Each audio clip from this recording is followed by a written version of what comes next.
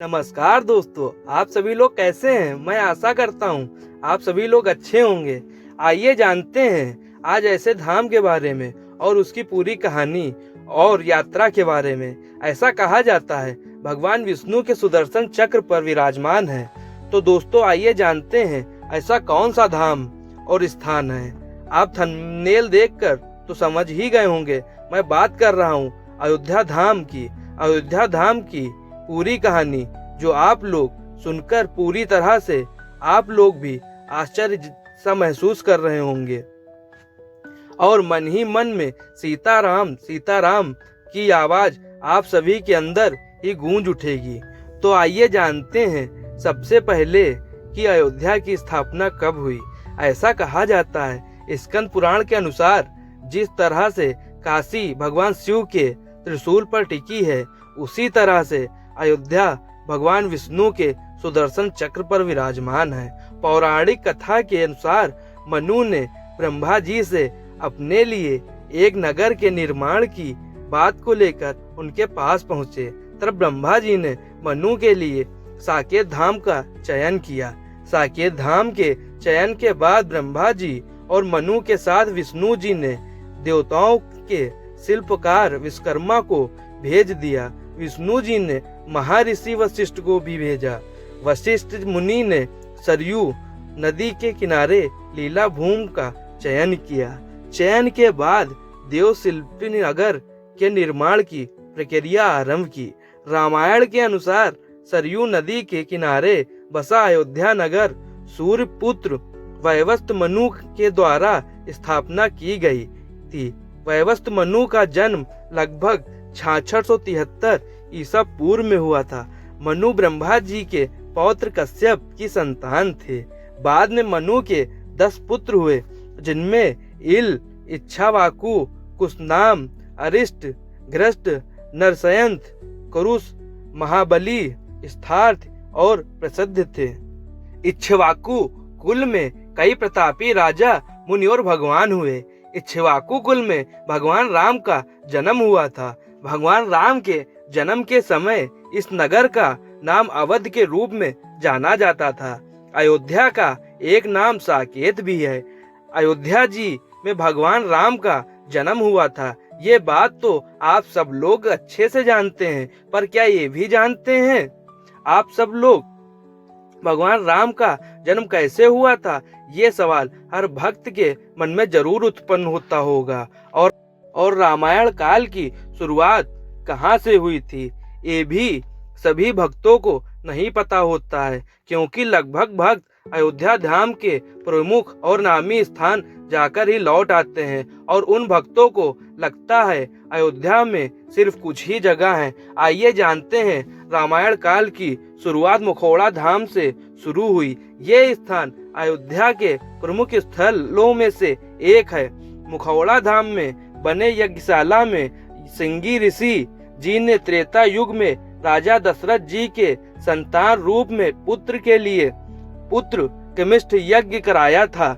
उस समय ऐसा कहा जाता है सिंगी ऋषि पुत्र कमिष्ठी यज्ञ जिनके लिए करा देते थे, उनको यज्ञ की सफलता जरूर मिलती थी। ऐसा कहा जाता है मुखौड़ा धाम में जो यज्ञशाला वो काफी वर्ष से भी अधिक पुरानी है। त्रेता युग में जब दशरथ जी ने यज्ञ करवाया था, तब अग्निदेव प्रसन्न हुए थे और अग्निदेव प्रकट हुए थे।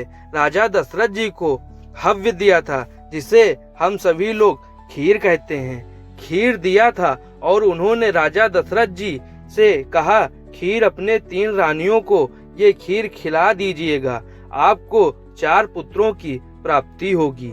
राजा दशरथ जी ने बिल्कुल वैसा ही किया जैसे अग्निदेव जी ने कहा था।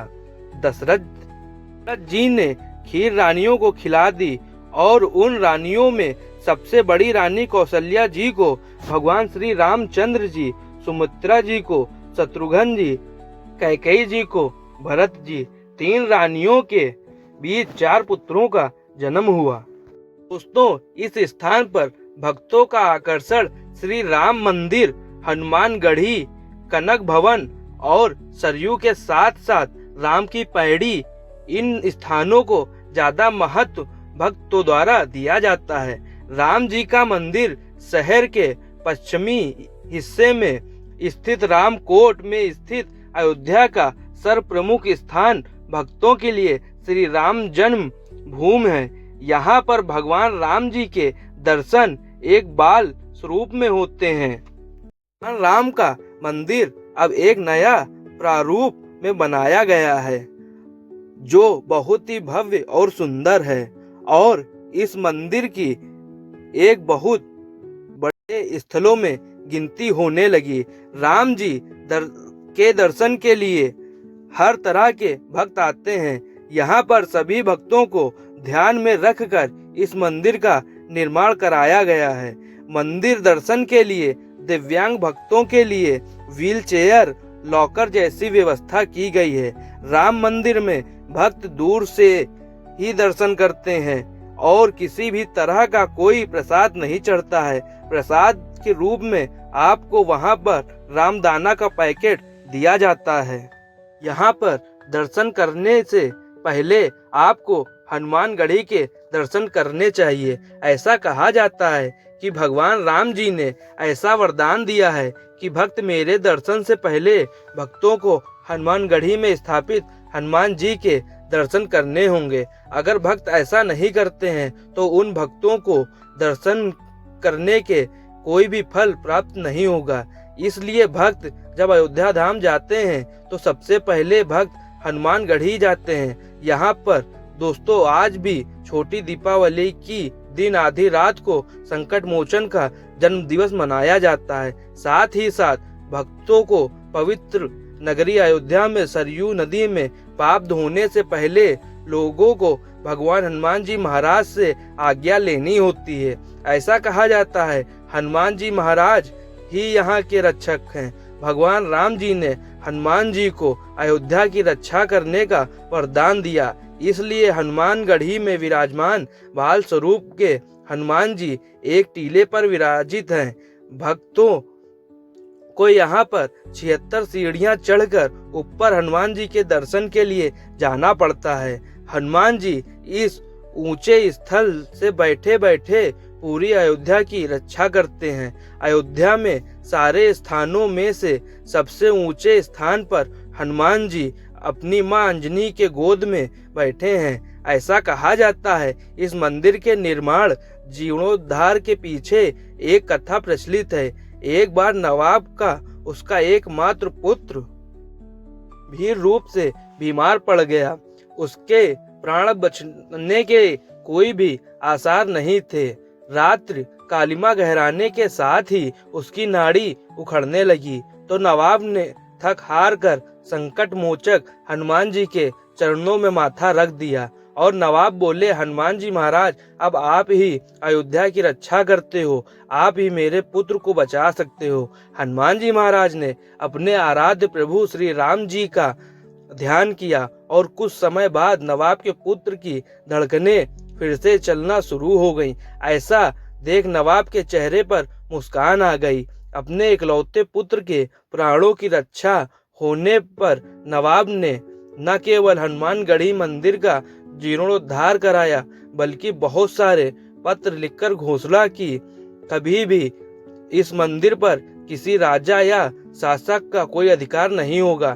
नवाब ने 52 बीघा भूमि हनुमानगढ़ी व इमली वन के लिए उपलब्ध कराई। ऐसा कहा जाता है दोस्तों कि अयोध्या न जाने कितनी बार टूटी और बनी, पर हनुमान टीला वह स्थान है जो अपनी जगह पर ही स्थापित है। ऐसा कहा जाता है लंका से विजय करने के बाद विजय के प्रतीक रूप में लाए गए कुछ निशान इसी मंदिर में रखे गए हैं। आज भी खास मौके पर निकाले जाते हैं और उनकी पूजा भी की जाती है। दोस्तों हनुमानगढ़ी के निकट स्थित कनक भवन भी अयोध्या धाम का एक प्रमुख और विख्यात मंदिर में से एक है। ऐसा कहा जाता है श्री रामचंद्र जी के विवाह के बाद जब सीता जी जनकपुर से श्री धाम अयोध्या आई तो उनको यह भवन मुंह दिखाई में दिया गया था। यहाँ पर आज के समय पर दोस्तों सीता राम जी के दर्शन होते हैं। सोने के मुकुट पहने सीता जी और राम जी की प्रतिमा भक्तों के लिए मुख्य आकर्षण होता है। कनक भवन में भी भक्तों के लिए राम गुण और भजन के लिए एकांत मंदिर है। श्री अयोध्या धाम में दोस्तों, अगर आप लोग भी अयोध्या धाम की यात्रा करने की सोच रहे हो तो कम से कम एक रात्रि का विश्राम श्री अयोध्या जी में अवश्य करें और शाम के समय आप सरयू नदी के तट पर किनारे बने घाटों पर बैठ शाम की आरती में भी शामिल हो सकते हो। इस आरती में शामिल होना कोई आम बात नहीं। दर्शन करने तो सब जाते हैं, पर दोस्तों आरती में भाग्यशाली लोग ही शामिल होते हैं। आरती होने के बाद दोस्तों आप सभी लोग सरयू नदी के पास बने राम की पैड़ी पर आप सभी बैठकर लेजर शो का आनंद ले सकते हैं। अगर आप भी अयोध्या जाना चाहते हैं और भगवान राम के भक्त हैं तो कमेंट बॉक्स में जय श्री राम अवश्य लिखें। तो दोस्तों ये थी अयोध्या धाम और रामचंद्र जी के जन्म के बारे और इसके प्रमुख मंदिरों के बारे में और इसकी पूरी यात्रा की कहानी के बारे में। मिलते हैं आप सभी से ऐसे ही किसी नए स्थान की रोचक कहानी के साथ। तब तक के लिए नमस्कार।